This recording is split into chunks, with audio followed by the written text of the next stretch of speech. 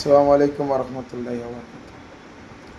আজকে আসলাম একটি পেশেন্টের লেফট সাইড পায়ের ব্যথা এবং লেফট সাইড হাতে ব্যথা ছিল। আজকে বিগত ওনার 7-8 দিন ধরে চিকিৎসা এবং ফিজিওথেরাপি করাচ্ছে।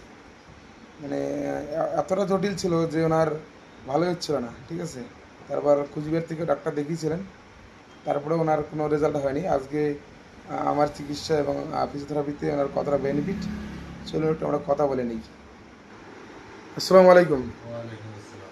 আজকে আপনার অবস্থা কেমন বলেন? আপনার ব্যথা কতটা ছিল আর এখন কতটা আছে?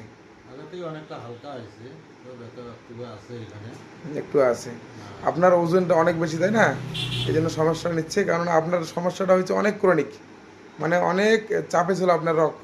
আজকে অনেকটা ফ্রি হয়েছে, ঠিক আছে।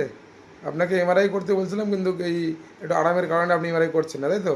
হ্যাঁ, ওই জন্যই করতেছি। না, ঠিক আছে, আশা করি যদি আরও আরাম বেশি আসে, ইনশাল্লাহ আসবে, তাহলে আপনাকে আর এমআরআই করতে হবে না, ঠিক আছে।